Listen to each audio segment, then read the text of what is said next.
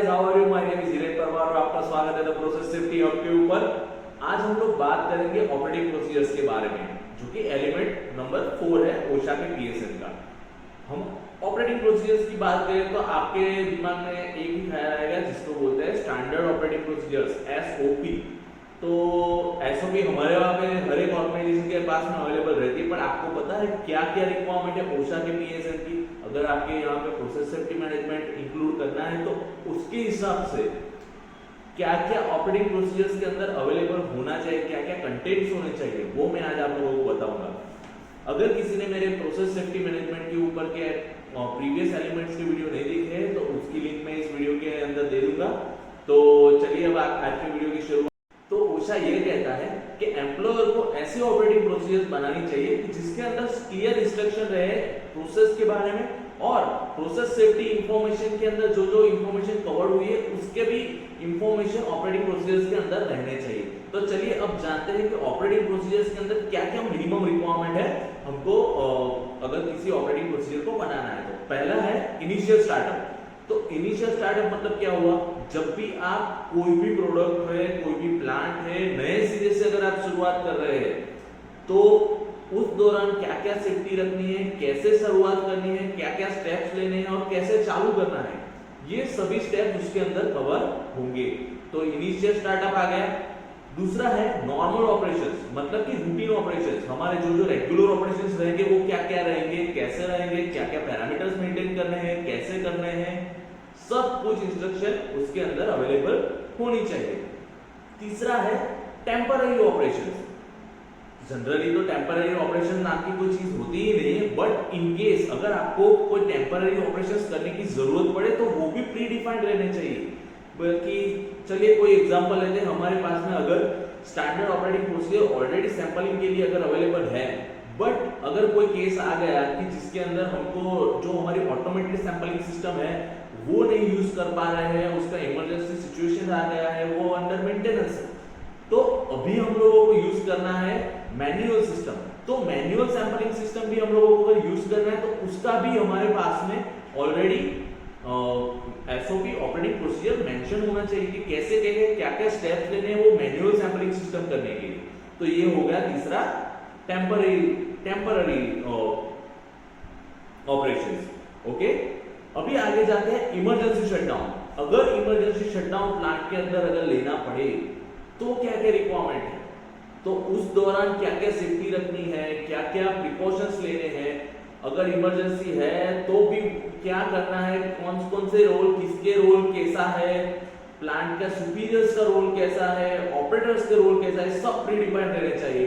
कौन कौन सी activity emergency के दौरान कौन कौन से लेवल का आदमी क्या करेगा, कैसे करेगा, वो सभी कुछ ऑपरेटिंग प्रोसीजर्स के अंदर मेंशन होना चाहिए। तो चलिए अब बात करते हैं इमरजेंसी ऑपरेशंस के बारे में। तो इमरजेंसी शटडाउन तो मैंने आप लोगों को बता दिया कि कैसे करना है, पर अभी इमरजेंसी ऑपरेशंस के बारे में बात करें कि अगर कोई ऐसे सिचुएशंस आ जाती है, फॉर एग्जांपल रनअवे हम लोग पकड़ लेते हैं, जैसे कि अगर ग्रीनलाइट रिएक्शन हम लोग पकड़ रहे हैं तो उसके अंदर रनअवे होने की चांसेस ज्यादा है। तो उस दौरान क्या क्या एक्टिविटी हम लोगों को करनी है, कैसे करनी है? फॉर एग्जांपल अगर ग्रीनलाइट रिएक्शन के अंदर अगर रनअवे होने के चांसेस है तो हम लोगों को चिलिंग का कैसे यूज करना है, कब यूज करना है, क्या क्या पॉसिबिलिटीज और कैसे कर सकते हैं, सब कुछ हमारे पास में मेंशन होना चाहिए। अगर नॉर्मल शटडाउन है तो नॉर्मल शटडाउन कैसे करना है प्लांट का, क्या क्या प्रिकॉशंस लेने हैं और कैसे करना है, और क्या स्टैंडर्ड प्रोसीजर है, वो भी हमारे पास में स्टैंडर्ड ऑपरेटिंग प्रोसीजर के अंदर लिखी होनी चाहिए। और हमारा नॉर्मल शटडाउन तो हो गया, नॉर्मल स्टार्टअप हो गया जो हम लोगों ने इनिशियल स्टार्टअप के अंदर हम लोगों ने बता दिया।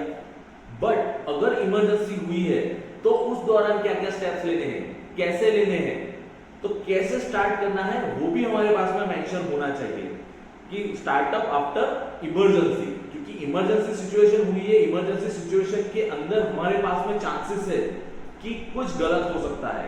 जो हम लोग अगर रूटीन प्रैक्टिस अगर करें, रूटीन प्रैक्टिस करने के बाद में अगर हम लोग कुछ चालू करने जाए तो देयर आर पॉसिबिलिटीज कि अगर कुछ गलत हो सकता है, क्योंकि there were chances because there were an emergency. अगर इमरजेंसी हुई है तो प्रोबेबिलिटी है कि वहां पे कोई हैजर्ड या रिस्क रहेगा, तो उसके लिए भी हमारे पास में एक्स्ट्रा प्रिकॉशंस हम लोगों को लेने पड़ेंगे और वो भी हम लोगों को मेंशन मेंशन करना पड़ेगा। तो ये हमारे स्टैंडर्ड ऑपरेशंस आ गए कि क्या क्या ऑपरेटिंग प्रोसीजर्स के अंदर हमारे पास में इन्वॉल्व होना चाहिए। तो चलिए अब हम लोग आगे बढ़ते हैं, ऑपरेटिंग लिमिट्स के बारे में जानते हैं कि ऑपरेटिंग लिमिट्स के बारे में क्या क्या हमारे पास में इंफॉर्मेशन ऑपरेटिंग प्रोसीजर्स के अंदर होनी चाहिए। तो पहला तो हमारे पास में ये इंफॉर्मेशन होनी चाहिए कि क्या रेंज है ऑपरेटिंग प्रोसीजर्स के अंदर, क्या कौन कौन से पैरामीटर्स हमारे पास में, पैरामीटर्स कौन कौन से रहते हैं, टेम्परेचर, प्रेशर, वैक्यूम, फ्लो। तो ये इसकी हर एक डिटेल हमारे पास में होनी चाहिए कि क्या रेंज रखनी है या फिर कौन सा सेट पॉइंट रखना है। और अगर वो सेट पॉइंट या हमारी जो रेंज दी हुई है जिसकी अपर लिमिट और लोअर लिमिट हम लोगों ने प्री डिसाइड की हुई है, अगर वो नहीं अचीव हो रही है या फिर उससे डेविएट हो रहा है तो उसके कॉन्सिक्वेंसेस क्या है वो भी ऑपरेटिंग प्रोसीजर्स के अंदर हमारे पास में अवेलेबल होने चाहिए। और अगर डेविएशन आ रहा है तो डेविएशन आने के बाद में क्या क्या स्टेप्स लेने चाहिए, तो ये भी हमारे पास में अवेलेबल होना चाहिए। तो ये है ऑपरेटिंग लिमिट्स, जो हमारे पैरामीटर्स है उसके बारे में। तो चलिए जानते हैं सेफ्टी और हेल्थ कंसीडरेशन के बारे में ऑपरेटिंग प्रोसीजर्स के अंदर क्या क्या रिक्वायरमेंट होनी चाहिए। तो पहला है properties of the hazards chemicals. अगर केमिकल हमारे जो यूज हो रहे हैं तो उसकी क्या क्या हैजार्ड्स है उसकी भी इंफॉर्मेशन हमारे पास में ऑपरेटिंग प्रोसीजर्स के अंदर मेंशन की होनी चाहिए। और हमारी जो प्रोसेस है, प्रोसेस के रिगार्डिंग क्या क्या हैजार्ड्स प्रेजेंट है, प्रोसेस की वजह से क्या हैजार्ड हो सकते हैं, ये भी इंफॉर्मेशन हमारे पास में ऑपरेटिंग प्रोसीजर्स के अंदर अवेलेबल होनी चाहिए।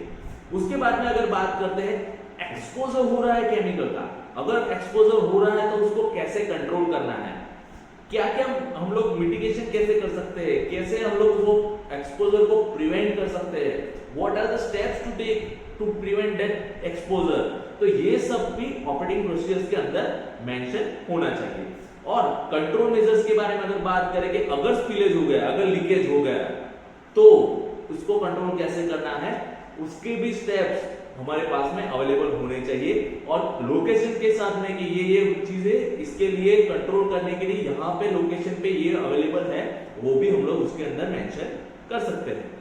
उसके बाद में हम लोग बात करें तो quality control of the raw material, मतलब कि हम लोग अगर बात करेंगे कि किसी जगह पे कोई पर्टिकुलर एक्स केमिकल है, 99% की रिक्वायरमेंट है बट हम लोग 97% का यूज कर रहे हैं, तो उसकी क्या पॉसिबिलिटी हैजार्ड है वो भी मेंशन होने चाहिए। क्योंकि क्वालिटी अगर डेविएट हो रही है तो मतलब कि इंप्योरिटी उसके अंदर जा रही है, तो इंप्योरिटी जा रही है तो that impurity also has an hazard.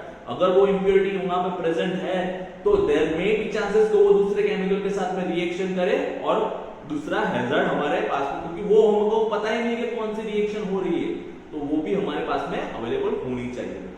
और अगर कोई स्पेशल हैजार्ड है तो वो भी मेंशन होना चाहिए। अगर यूनिक हैजार्ड, अगर किसी केमिकल के यूनिक हैजार्ड रहते हैं, जैसे कि फॉर एग्जांपल अगर बात करें हाइड्रोजन फ्लोराइड, तो अगर हाइड्रोजन फ्लोराइड का मॉइस्चर के साथ में और हमारी स्किन के ऊपर क्या इंपैक्ट हो रहा है, तो उसका क्या एंटीडोट हमारे पास में अवेलेबल है, तो ये सब चीजें भी हमारे पास में अवेलेबल होनी चाहिए। तो ये ऑपरेटिंग प्रोसीजर की रिक्वायरमेंट है। और हमारे जो सेफ्टी सिस्टम्स हम लोगों ने दिए हुए हैं, मतलब कि इंटरलॉक्स है, हाई लो अलार्म है, वो जो रेंज दी है, ऑपरेटिंग एक्शंस दिए हुए हैं, वो सभी एक्शंस और सभी प्रोसीजर्स हमारे साथ में ऑपरेटिंग प्रोसीजर्स के अंदर अवेलेबल होनी चाहिए। तो ये हम लोगों ने बात की सेफ्टी और हेल्थ कंसीडरेशन की क्या क्या रिक्वायरमेंट है ऑपरेटिंग प्रोसीजर्स के अंदर। अभी जानते हैं ओशा क्या कहता है ऑपरेटिंग प्रोसीजर्स के बारे में। ओशा ये कहता है कि ऑपरेटिंग प्रोसीजर्स हम लोगों ने जो बनाई वो एम्प्लॉय के साथ में, एम्प्लॉय के पास में इजीली एक्सेसिबल होनी चाहिए, क्योंकि हम लोगों ने जो ऑपरेटिंग प्रोसीजर्स एम्प्लॉयर ने बनाई है वो अल्टीमेटली यूज उन्हीं को करनी है। तो operating procedure easily accessible to all employees who are involve in the process. Okay, उसके बाद में है ऑपरेटिंग प्रोसीजर्स को कितनी बार रिव्यू करना चाहिए, क्योंकि हर बार अगर हम लोग बात करें तो देयर में भी चांसेस कि उसके अंदर मॉडिफिकेशंस आ रहे हैं, कोई भी मॉडिफिकेशंस आए तो ऑपरेटिंग प्रोसीजर्स को उतनी बार हम लोगों को रिवाइज करना पड़ेगा और अपडेट करना पड़ेगा। अनलेस एंड अनटिल जब तक वो प्रोसेस रिवाइज नहीं होता है तब तक हमको ऑपरेशंस चालू करना नहीं है। पहले तो हम लोगों को ऑपरेटिंग प्रोसीजर को रिवाइज करना पड़ेगा। रिवाइज कीजिए, जो नेसेसरी स्टेप्स आ गए हैं उसको अंदर इन्वॉल्व कीजिए और उसके बाद में उसकी भी ट्रेनिंग पहले एम्प्लॉइज को दीजिए। उसके बाद में ही आप नया ऑपरेशन या फिर मॉडिफाइड ऑपरेशन जो हम लोगों ने कंसीडर किया है वो हम लोग यूज कर पाएंगे, तभी जाके हम लोग ऑपरेटिंग प्रोसीजर्स को सक्सेसफुल कर पाएंगे। तो इससे क्या होगा कि हैजार्ड कम हो जाएगा। तो ये हमारा अल्टीमेट पीएसएन का गोल यही है कि हैजार्ड कम हो, रिस्क कम हो और हमारे सेफली एम्प्लॉइज काम कर सके। ओशा ये भी कहता है कि हम लोगों को regular safe work permit systems भी बनानी चाहिए, जैसे कि अगर कन्फाइंड स्पेस के अंदर काम करना है, हॉट वर्क के लिए काम करना है, तो उसके लिए क्या क्या रिक्वायरमेंट है, उसके लिए क्या क्या प्रोसीजर अवेलेबल है, कैसे करनी है, वो भी रिटर्न प्रोसीजर हम लोगों को डेवलप करनी है। अगर लोटो करना है, lockout, tag out and try out, वो करना है तो वो कैसे करना है, कैसे क्या क्या अवेलेबल होना चाहिए और क्या क्या स्टेप्स है, उसके भी वो भी हमारे पास में अवेलेबल होनी चाहिए। ये रेगुलर प्रैक्टिसेस है जिसको अगर हम लोग ओशा की रिक्वायरमेंट के हिसाब से हम लोग बनाएंगे तो वो हमारा वर्क प्लेस उतना ही ज्यादा सेफ रहेगा।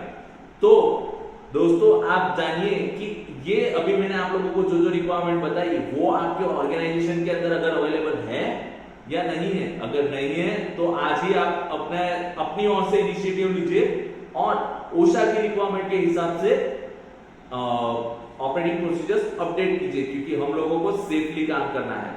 तो आज के वीडियो के लिए इतना ही और थैंक यू। आप लोगों को अगर मेरे वीडियोस अच्छे लगते हैं तो प्लीज लाइक, शेयर और सब्सक्राइब करना मत भूलिएगा और हम लोग ऐसे ही मिलते रहेंगे। Thank you so much, thank you, bye.